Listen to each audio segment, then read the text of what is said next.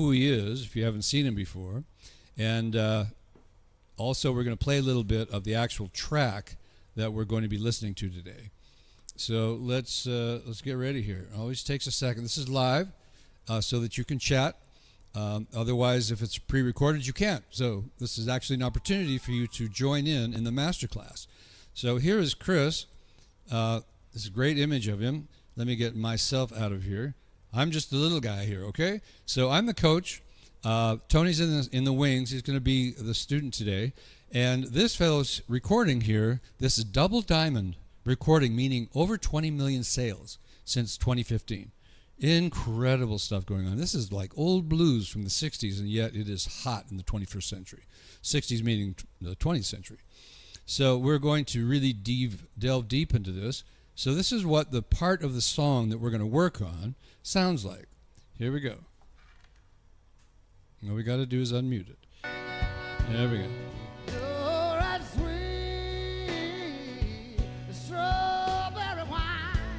Here's the part Tony wants to learn. Check this out.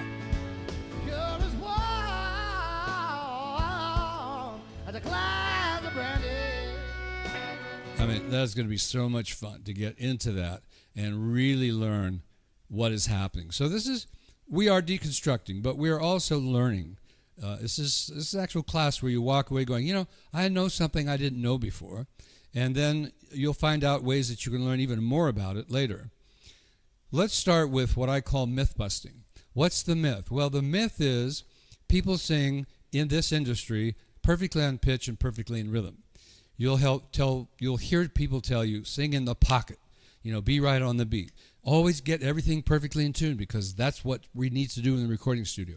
We need to be perfect. Well, when Chris walks into the recording studio and starts wailing like that, nobody cares about perfect. And that's part of what we're going to be talking about. Let me bring myself up on the stage. Like, who's the little guy talking? Oh, that's Brad. Okay, here he is. You're going to see that this is always going to be a lot of fun. I'm going to be kidding around. We're going to have a great time. Now I'm going to bring Stony Tony, up to the stage here. That's not really a name. I just made that up. He's going to sing for us today. He's going to be like you. He's going to be the student. I'm going to be the coach. And again, Chris's recording, I want to make this very clear, is the teacher. I'm not going to sing like Chris and say, this is how you do it. I'm going to have Chris sing like that and then have you learn how to do it. It's a big difference. I've done research on the internet. There's a lot of voice teachers out there saying, hey, I will teach you how to sing like so-and-so, and then they get on there and they sing it. Well, that's okay. That's not wrong at all. But this is better because we're going to learn it from Chris. And Chris is the star here, not Brad, not Tony, Chris. All right? So let's keep that in mind. We're here to learn from Chris. All right, so back to myth busting.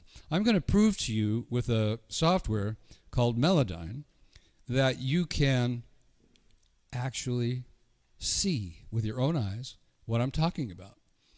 It's the latest thing. It's been out for years now, but I've had it for a couple of years now, and it just blows my mind every time I see it, and it's going to blow your mind too, because it actually shows us with our own eyes what actual notes Chris is singing in the line that we want to learn from.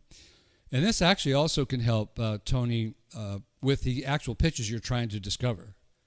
So we're going to stay with Chris for that mostly. But this will also kind of help you say, okay, he's actually singing, between a D and a D sharp there. And so it will help you a little bit, you being a musician. Now, if you're not a musician, don't worry about this. This is going to make sense even if you're a beginner and you really don't know what's going on. So let me play a little bit of Chris in here. This is just his voice, no music. This is the way that we can evaluate actual pitch. We use what's called a stem splitter. We remove his voice, and we put him in Melodyne here, and just listen to how clean and beautiful this sounds. You're as warm as a glass of brandy. Did you get that, Tony? Oh, where's his mic? There we go. Sorry about that. Is that clean and loud and clear? That's clean and loud and clear. All right, amazing. excellent. And everyone out there, if you heard anything that didn't sound quite right to you, please mention it in the chat, because every once in a while there's technical difficulties and we can't hear them on our side. So we really appreciate your help. Also, I'd like you to put in the chat right now a fire emoji if you felt the chills that the rest of us just felt when I played that. Let's play it again. So let's let's listen to it like an audience before we evaluate it. Here we go. You're as warm as a glass of brandy. I mean, this technology is incredible. I love the 21st century. This is not that expensive to have, and it just blows my mind. The teaching has changed so much. And I'd like to mention to you that how I got here is through actual teaching. I was teaching technique for about 20, 25 years before I decided that this was the way to go. And it's been a great ride, and it's going to get even greater because every time I bring up a new artist for one of my students, I'm learning something new. This stuff is too complicated to stick in a book, a video program, to try to evaluate with music theory, to take a class at a university to figure it out. And it's not going to happen, and I'll show you why. So what happened was I'm sitting in my hot tub, and I'm going, all these years I've been teaching technique, and it's been great. I'm all for it, and I still do it. But the students didn't sound like the artists that they wanted to sound like. They said they wanted to do this. So they bring in the sheet music, and we play, I have a pianist come in, and they play the notes, we play the chords. There's no drums, there's no bass, and so it just never really felt right. But I didn't have a choice. I didn't have any way to get around it. So then starts coming karaoke tracks, and so that starts opening my mind. And we start being able to feel the drums and the bass, and going, yeah, my students are getting closer, but there's still something missing. It's the emotion. Why is the emotion missing? Because we're technical. We're thinking about, we got to be on perfect pitch, we got to be this and this. So I'm not dissing that. That should be built into your subconscious. You should be able to produce any pitch at any time with any emotion you want. But if you don't have the emotion, the audience doesn't really care. And I spent quite a few years actually not liking my old favorite artists because I had disconnected from the emotion and all I was listening to was pitch. So I created the philosophy of sing from feel. Now, I didn't create this as like Chris learned it from me. No, he's doing it, and I'm noticing that he's doing it. So he feels his music before he sings it. Melodyne's going to prove that, and then we're going to pull up some sheet music, and that's going to prove it. So let's take a look at what we're actually talking about here. So each one of these golden blobs, as they're affectionately called, is an actual pitch. Right here it shows you D. Right here it shows you E, etc. Now these black boxes are where the pitch would be if it was perfectly in tune.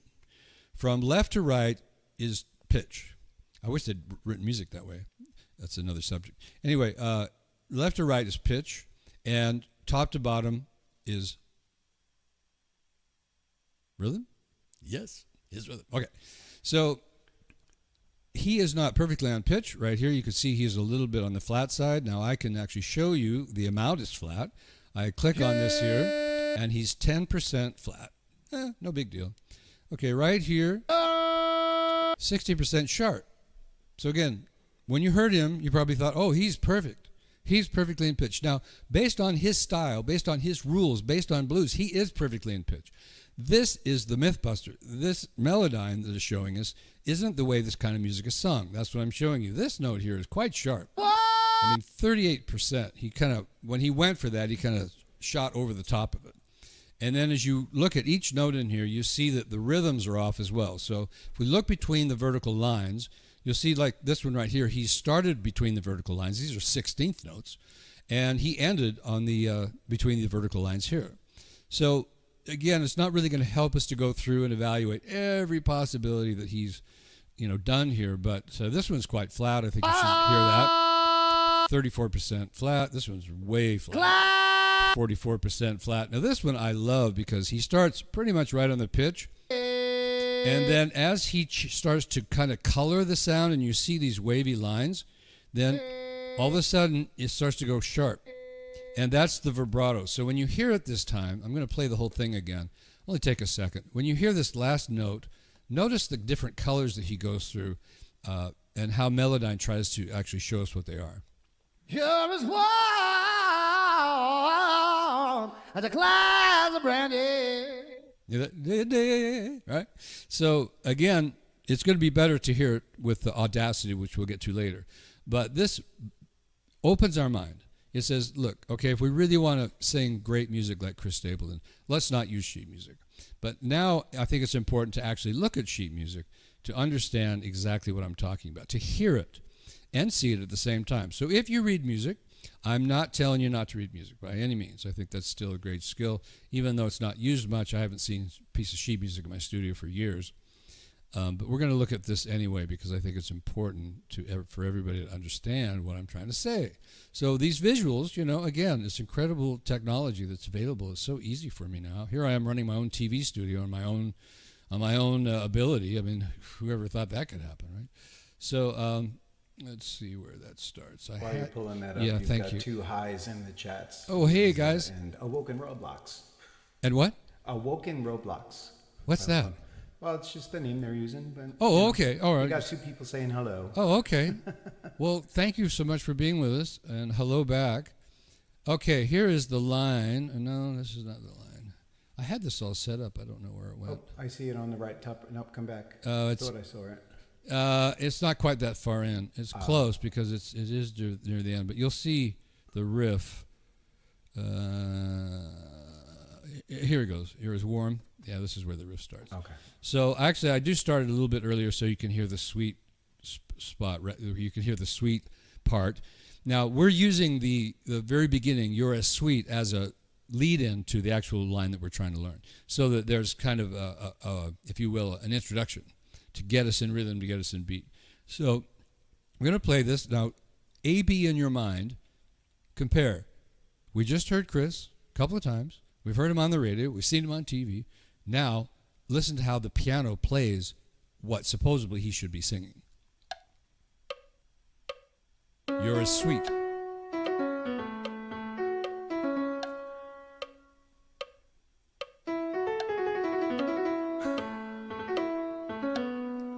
I don't know about you, but that didn't sound much like Chris. Now, I would say that it would be kind of fun to learn that that riff, the pianist was really moving. But this is quantized, meaning that this piano is playing perfectly in pitch, perfectly in rhythm. I mean, to the, I don't know what degree. But again, listen to it again and again, A, B in your mind. You can see Tony laughing. Here we go.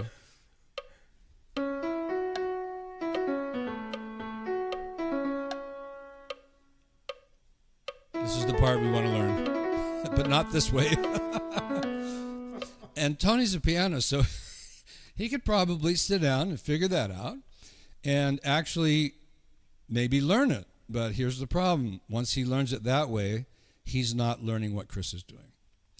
And before this software was available, and I would hear a singer doing a riff and I could hear it was a little sloppy, I would, like a musician, slow them down and, maybe play the riff on the piano, and say, okay, you're kind of going like, you're kind of sloppy like that, So let's clean it up. Let's slow it down, right? And that's great. We are going to be slowing Chris down. That's where a lot of the magic is going to come out. But the problem is even once you master this riff, it's not going to sound like Chris. It's not going to sound like a blues singer. It's going to sound like a choir or an opera singer, because they live in the world of perfect pitch and perfect rhythm, and they should. That is their world. This is ours. So don't think I'm putting down classical music. I'm not. I'm just trying to say that if you try to use classical music to learn this kind of music, it only has so much value. That sheet music has value as a reference, but it doesn't tell the truth of what Chris is doing, and it doesn't tell the emotions of what Chris is doing, and that's what we're going to get into now. This is really the fun part. So we're going to start looking at Chris in Audacity, and it won't be looking so much as hearing. Just give me a moment. Here he is up on the stage. And there is Audacity, which is going to play what he's singing. And it's going to blow your mind because we're going to slow it down to the point where you can actually hear anything. But I'd like to make an example of what it's like to try to sing this, even with this recording, at the original tempo.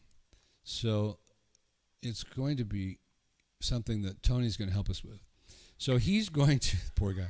So he's laughing at me. Okay. He's going to try to learn this lick the way that most of us have been doing most of our lives. And I'm 72 now, and I did it for about the first 35. wasn't a waste of time. I got a lot done, and of course got a lot of bad habits too, but I fixed that with vocal technique. And by the way, if you want vocal technique, this is not the way to get it. Vocal technique is private. You do it one-on-one with a great teacher who can show you how to hit the notes, how to get rid of the break that you shouldn't have in the first place, etc. But that's not what this course is about, or this class. The vocal muse technique is what we're going to be doing here, is designed to help you learn how to phrase, inflect, etc., so that you know the tools of how to create what would naturally be something that you would speak into actual pitch. Then Sing from Feel, I mentioned earlier, is the book, which we'll talk about, which expands this whole thing. It even talks about the vocal muse system. So this all comes together. So are you ready, Tony? I am ready. Okay, here you go. So this is what most of us do, and it's not wrong. It's just I'm going to show you the difference between how we used to do it and how this shows you how to do it. Let me unmute it. Thought I'd done this already. Oh, that's right. I redid things. Okay, here we go. You're as sweet as strawberry wine. You're as warm as a glass of brandy. Okay, so Tony is listening first. That's huge. Pay attention to this. Listening is always first. Singing comes second. Listening first, singing second. It's huge. So he's going to listen a couple times before he starts to try to match it. But even at this tempo, we're going to find that it's going to be better to do it a different way. Here we go. We are now in the control booth. You're as warm. So, there we go. Okay, here it comes. So we're listening. You're as sweet as strawberry wine. This is Chris Stapleton, Tennessee Whiskey. You're as warm as a glass of brandy. And this is a live version. Honey, has this dawn. Okay.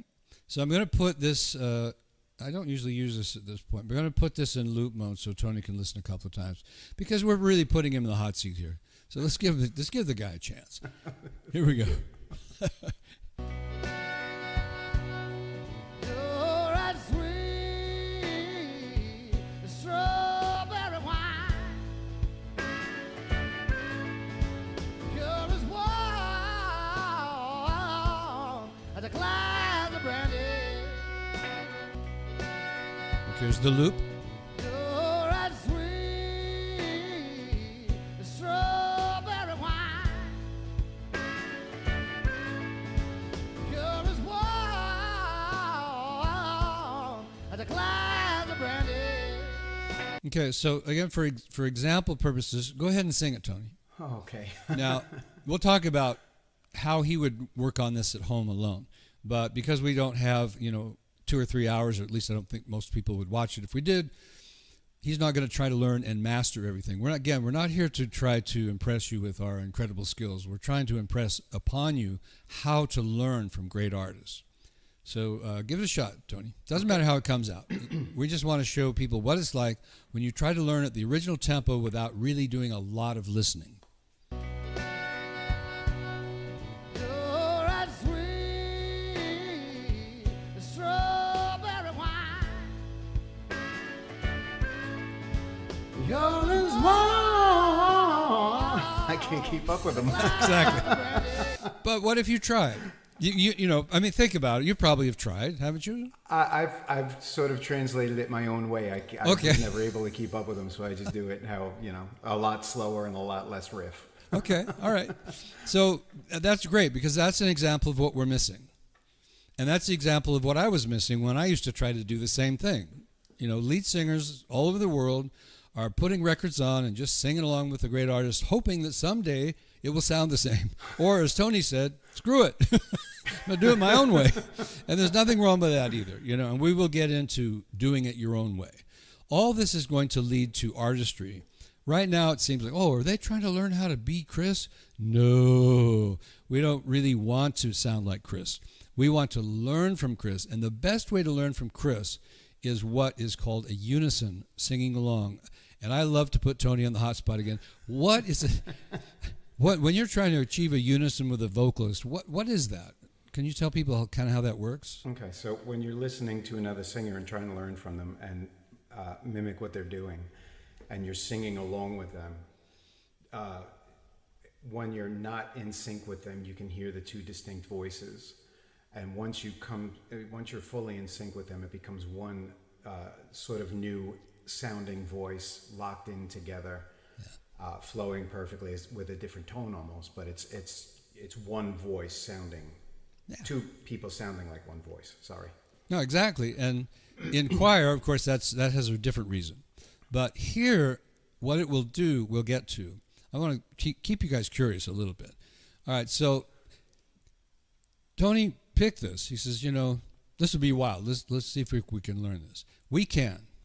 And with this new software, I can teach just anybody just about anything. I have a 10-year-old that started me with him when she was 8, and we've been working on Ella Fitzgerald scatting. And the only way it can be done is the way I'm going to show you right now, because a 10-year-old never would have figured out anything. And she plays piano as a classical player, which is interesting. It kind of pulls her between commercial music and classical, and that's okay. It's great to have, more things in your head. But I would also say that one should, in this industry, find a genre that they love and pretty much stick to it. Because by the time you're ready to hit the stage as a star, you need to be an expert in that skill. If you're a jack of all trades and you're trying to make records to sell, you're going to have a hard time getting an audience to lock into you because you're like a chameleon. So once you pick a genre, you should pretty much stay in it. Anyway, we're going to go to something you can't see here. It's called Effect. And this you will be able to see. I'm going to click Tempo. And you can see this little box here. Now, when you actually do this with Audacity, if you want to kind of follow along, the first thing you do is put a 0 in this box because Audacity doesn't actually know the tempo we're in. It can't tell us, this is 120 beats per minute or whatever. So we put a 0 in there, and the reason is because we downloaded it in. If we had recorded this from the original, then it would know. Then you backspace. Now we're going to arbitrarily pick minus 70%. I have looked at this a little bit, and the riff is, even at minus 70%, is a little bit of a challenge. But it's a reasonable challenge. Now, if you're using Audacity and you're using these functions, always click this Use High Quality Stretch box because it will sound so much better in playback than if you don't. So we're going to preview it like you should always do with computer software. Okay, I think that's going to give us what we want. So I'm going to click Apply. And we're going to move these little guys here, which create the loop. Most of you have probably used a loop before. If you've used a loop before, say something in chat. Be interesting to see what you guys have learned already. So what this does now is that Tony can listen to it a couple of times without me stopping and starting.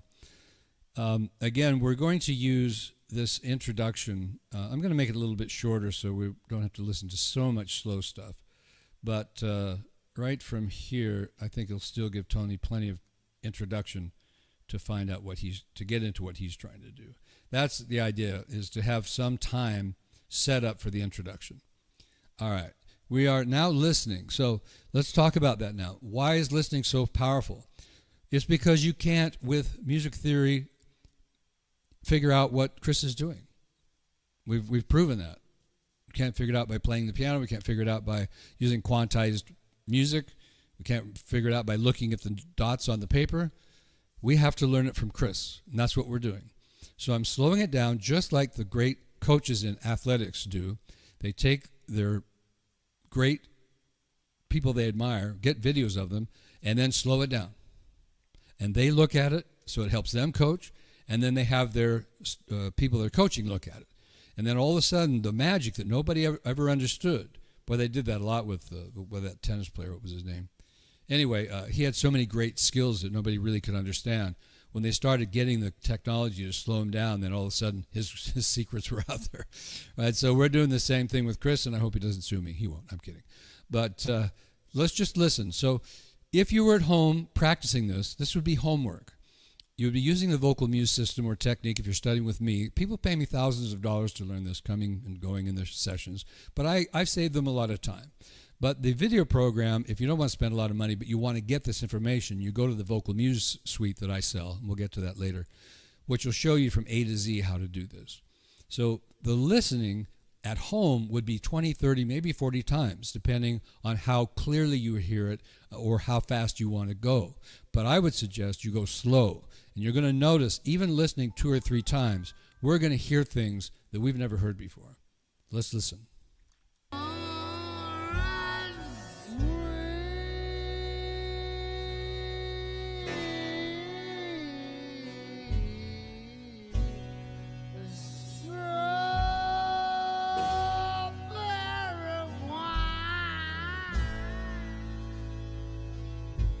And here's the line we're really going to focus on.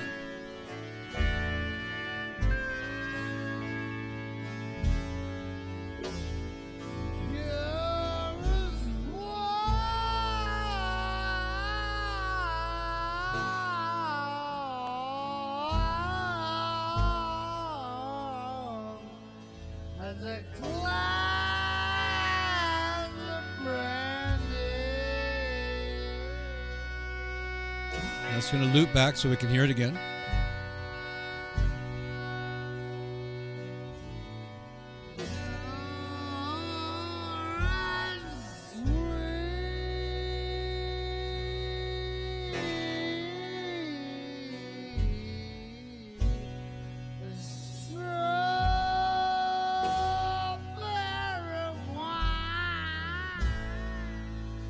I love that.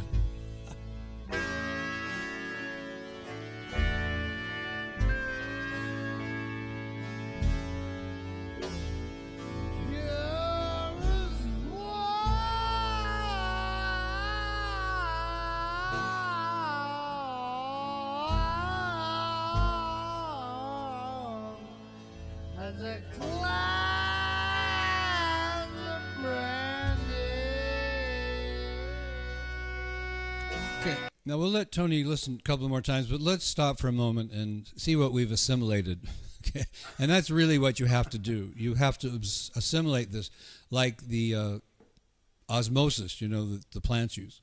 You can't really draw out a map and say, okay, this is what he's going to do. I won't say much more about that. So the listening makes it so we can absorb what Chris is doing. Now, there's a couple of things that I noticed I really liked, that weren't even in the part that Tony wants to learn. But when he goes sweet, when he sings that, this is sweet, he really slowly comes up to that sweet, and that's like a guitar player bending the note, you know, like that new keyboard you've got. It's like, you know, and it just creates so much cool tension. Now, the original tempo, that, you know, it's going much faster, but it still has pretty much the same effect. It builds tension, which draws us in to learn other things. The other thing was whine. When he says, why, you know, I mean, that's just, it's all personality, man. It's all emotions. So personality and emotions cause these things. These don't cause the personality. So in other words, if we look at it technically and go, oh, well, you know, we put it on a spectrum, sound spectrum. Oh, he's coloring it this way. We put a formant up there and say, oh, he's doing this with the vowel and so forth. Yeah, that's really cool, but you got to do it before you're actually going to get it. And it's coming from his emotions. It's coming from his experience as a musician all his life. He's also a guitar player and a damn good one. So that all those things help. So I'm not at all against, you know, people learning to be musicians and singers.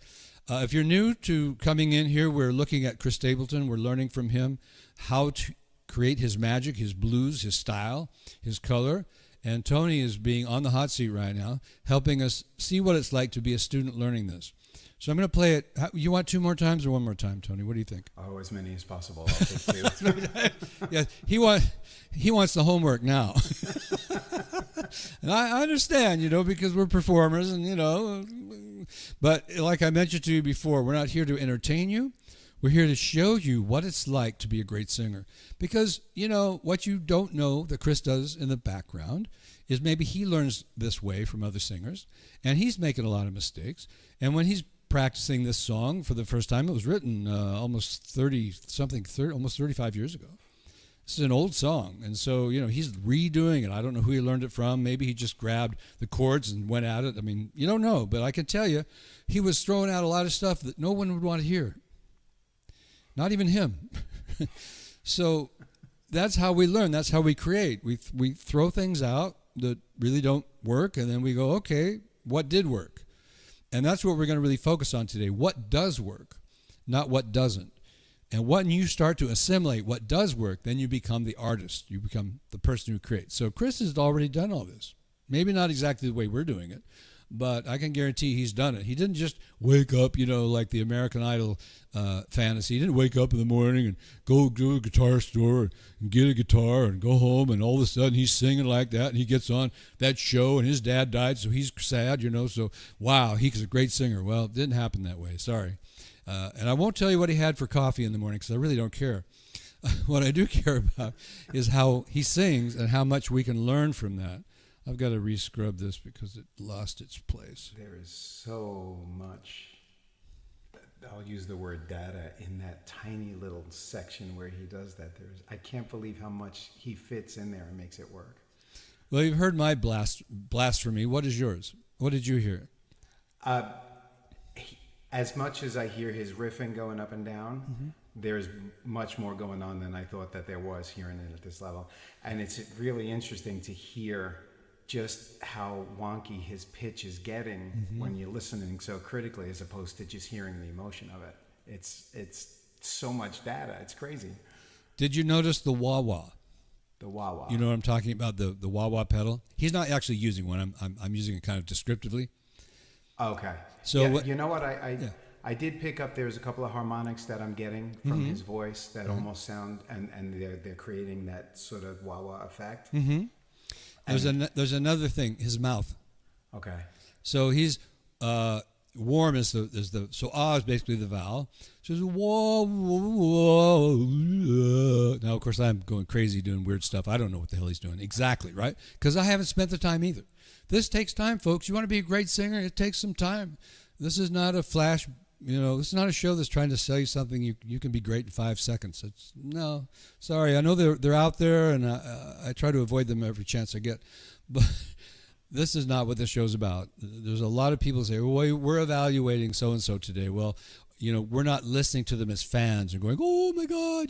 Even though we're really impressed with Chris, what we really want to do here is learn from him. I'm a coach. I'm a teacher. Tony's a student. He wants to be great. He wants to be the best singer he could ever imagine he could be. He knows he can't do that by just going to concerts and being entertained. All right, so I'm going to play it a couple of times, and then Tony's going to start singing. But I'm going to promote a little bit of getting you to sing a little sooner than you want to, right? Okay. Just so that people have to listen to this 20 times. Gotcha. Even though they should, I just think, they didn't plan on this being, a 3-hour lesson. They planned it on, being an hour. You can do it just once, actually, once? just to okay. save time. Yeah. All right. Tony's courage, man. Let's do it. That's great. And that's another thing. Chris is a very courageous person. He didn't know whether people were going to like this or not when he first created it. He had to get out there and find out. Here we go.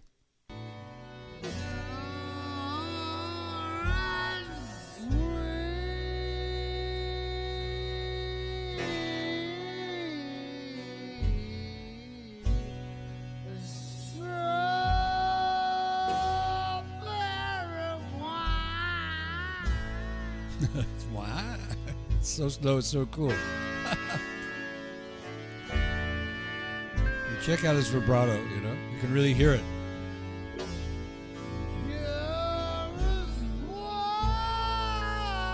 Here's the wah-wah.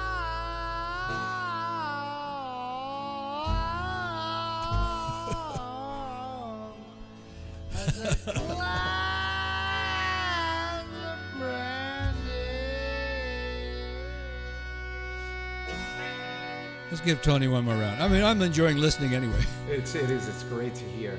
Yeah.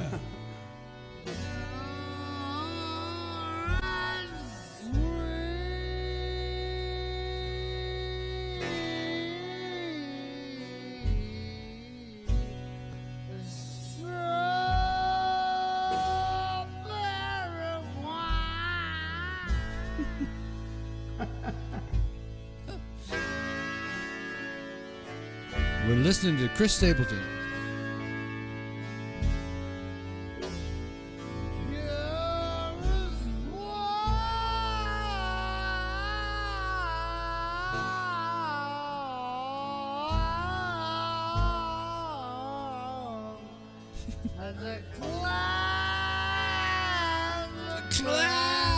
That's great.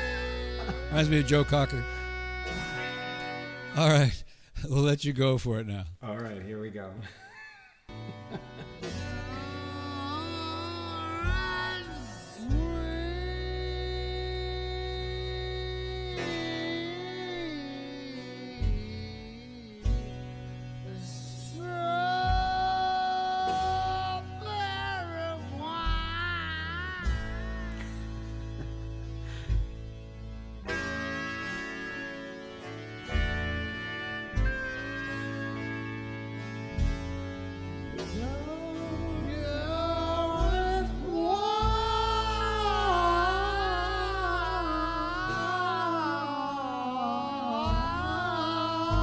You can take a breath if you need to. Okay. You're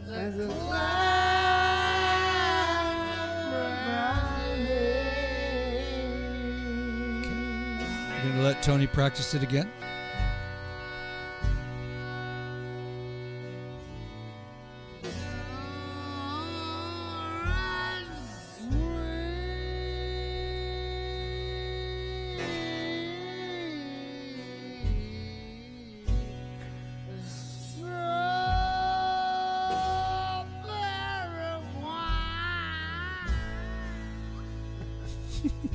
It's like a guitar player.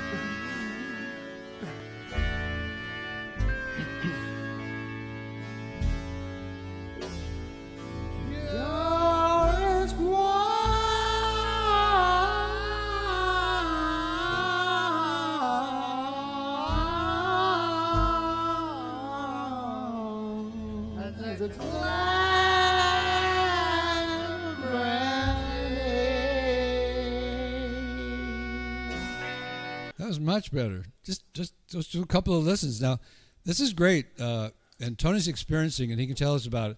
The listening, what power is the listening giving you? By the time you actually start to sing something, what power has the listening given you? Well, as much as I feel like I'm lagging behind his changes, as I have him really just a bit louder than my own voice, Okay. I can follow his changes just behind him, and I feel myself almost catching up just in 2 tries. Yeah, that's what I heard. The second time you were catching up much faster. Right. Now, the next part of this learning process that I use that is so powerful is just basically been around for a long time. I had my first multi-track recorder when I was 20. That was 52 years ago. But the digital version is really great. So what we're going to do is we're going to multi-track record. So Tony is going to record this time. And just to let people know, we're using FarPlay for the audio here. This cannot be done with StreamYard, which is the broadcasting for the video. It can only be done with something like FarPlay with no latency, basically, because Tony is actually singing across the internet into my Audacity with virtually no latency. And he's hearing it as if we were both in the recording studio. Basically, you guys can hear that as well. The quality is terrific. It's like being at Westlake in Hollywood almost. And so he's going to record this, and there's going to be quite a bit of data that we can get from that because we've got this FarPlay that we're using. If you want to look it up, it's FarPlay, FarPlay.io. All right, so now we're going to record. Here we go, Tony. Rock out, my friend. Rock out.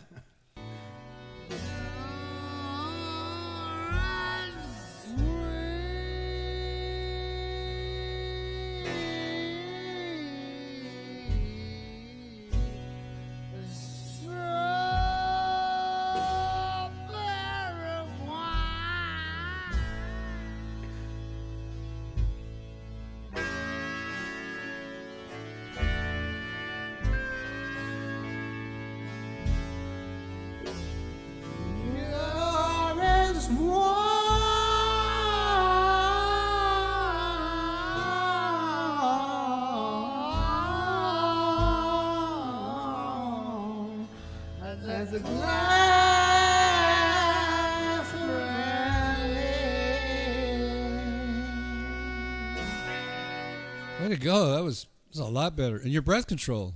Thank you. Excellent. Yeah. Thank you. So Tony studies technique with me, and we've been making some changes, and this is one of them. His ability to hold out a note longer because his overall breath control, his laryngeal position is better, if you know what laryngeal means. If you don't, look it up. That's the beauty of all these things, and plus, you can always archive this and check it out.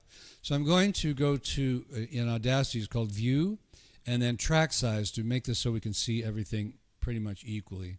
It's a little easier to see what's going on here. So what we're going to do here also is, in Audacity, we have to bring the volume of the recording up so that we can hear it a little better. So that's what we're doing here. We're applying this so that the volume between the two vocals is much closer. Okay, so what Tony is listening for, and what you all can be listening for as a student and or as someone who's just looking at this going, what the hell are they talking about? He's going to be listening for that unison that we talked about earlier. So if you're just joining the show, we are listening to Tony after he has tried to create a unison, the brave man he is. And now we've recorded it so that Tony can listen back and say, where am I with Chris? That's what we really want to know. Where am I with him? The way that we were brought up, the mistakes you make, you won't even have to think about. You'll hear them. Forget it, forget them.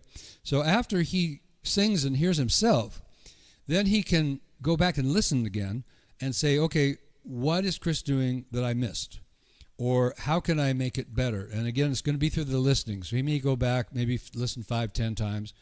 And the whole process is basically you do what we did today, but after you get so that you're getting closer and closer to the unison, you record it, you go back and listen, you go back to practicing a few times where you're starting to hear that unison coming into place, and then you test it. So the recording is the testing. We're not trying to say, this is something we're going to sell on the market. This is something that we're using so that we can verify.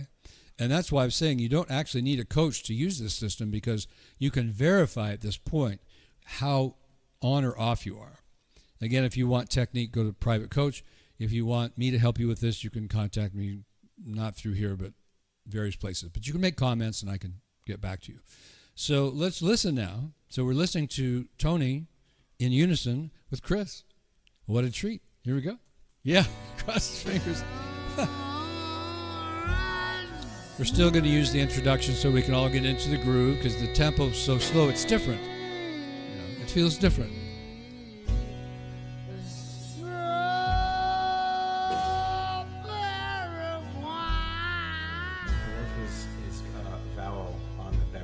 Mm-hmm.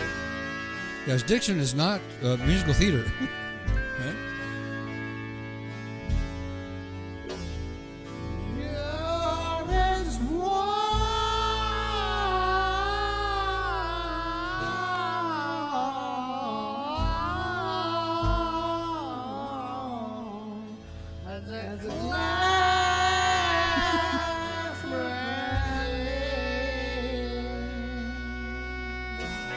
You could really tell Tony's getting into it when he starts making those sounds that are similar to Chris. You know what I just noticed? Probably a lot of things, but I'd like to know. Okay, I think, in my head, the thing that's really important about this is I realize, as I'm listening back, I'm hearing myself anticipate what I think is coming, right, as opposed to reacting what's happening. I think that's something that's going to help me with this a lot, not to try not to anticipate it and follow what he's doing. Exactly. Now, let me ask you, what do you think that solution is going to be? How are you going to get there so you're not anticipating anymore? I think what I'm going to have to do is just listen to it a lot more, yes, and then I'm going to allow myself to be just behind what he does, at least for the first few times that I sing along with him. That's fantastic. It's the right answer to me. When I had to create this on my own, I had to be the student, right? So I had to grab singers and start trying to create a unison. And, of course, having some music theory, I wouldn't call myself a music theorist, but having some of it and being able to talk about it, I'm going, what is this singer doing? Where's the beat, right? I was expecting to hear the ba-ba-ba, right? And maybe actually Chris, as I recall, is pretty well. No, actually, we looked at that. He's a little bit late of the 16th, and then he ends a little bit early before the actual beat is over with. But point is that, I was thinking it would be ba ba ba, just like the sheet music. It's supposed to be ba ba ba. Well, it's not. Sorry, folks. So how was I going to learn that? Well, music theory wasn't working. I was thinking of crazy things like, okay, is that the 32nd note? Are they coming in on 32nd? And I was thinking, I'm never going to figure that. I mean, with all the math and everything, it's like, this is nuts. So what I realized is that I had to absorb what they were doing in order to create a unison. And absorption in this situation creates listening. Listening is the most powerful thing that you can do in music, and a lot of musicians are very good at it, and they actually do learn it. They're actually taught it. You should listen. Singers, not so much. And it's unfortunate, but here's the 21st century, and I think the more people that do this, the better the overall quality of singing is going to be. When we're walking down the street and somebody's busking, we're going to be more like, oh, man, you hear the artistry there? Instead of all of this technical stuff they're trying to do. And, it makes you really tense. You're trying to think, okay, I got to be on the beat. I got to be perfectly on the pitch. I got to have a vibrato at 6 times a second, like my teacher taught me. I sang rock and roll for almost 18 years before I had a voice teacher that was any good, anyway. And so I learned a lot of technical things, but then I started busting them. I started going, well, okay, that's what he taught me, and I do need to stop straining, and I did. And so that was great.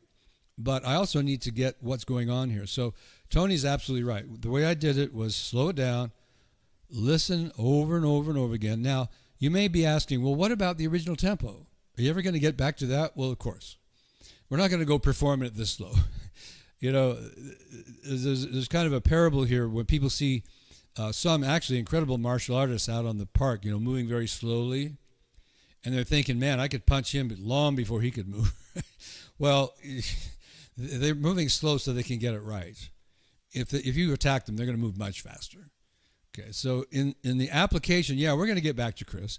And actually, one of the recommendations I would make to you, Tony, if you really want to feel comfortable performing this, is after you've mastered him, and then you go a little faster, maybe 2%, because at this rate, 2% could be quite a bit. So you mastered it 2% faster. Now, when you come back to the original tempo, it's going to feel easier. Okay. Right? That's a time-honored approach to a lot of things. It's psychological and physical.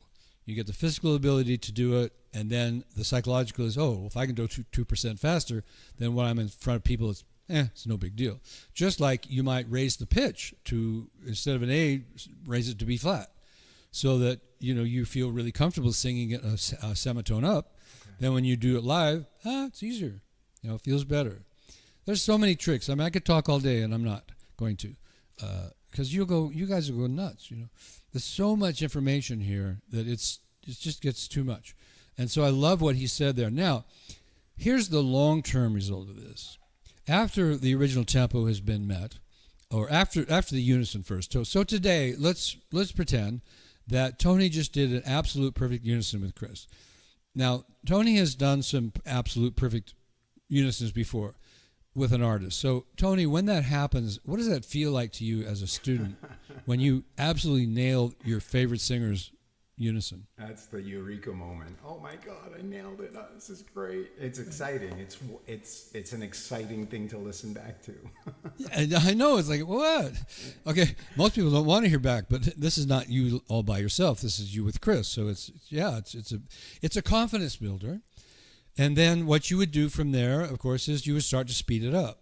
Now, musicians that have been through this experience know that once you've learned it at the slow tempo, then speeding it up doesn't take very long. It's the slow part that takes the time. But after that, we're at 70%, you bump it to 50, you go to 30, maybe 50, 20, 15. You have to feel it. If the unison starts to get, too wonky, then you're going to have to slow it down again and go back and listen and then, get it right. But once you're at the original tempo, that's when you start to work on your art. But since we haven't worked on that today, what Tony's going to demonstrate for us is, as an artist this time, he's going to, like he's already been doing, he's going to sing it his own way. With the music, I'm going to mute Chris. We have Chris's band here. Stem splitters, man. It's an incredible world. We have Chris Stapleton's band right here for Tony to sing with. So he's going to sing whatever he feels. You can sing part of the sweet part if you want, or whatever comes out of you, because you're singing as a creator this time. Okay. All right, go ahead.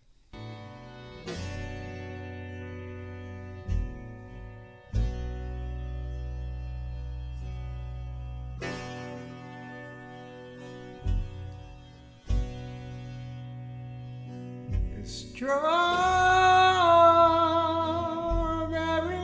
wine.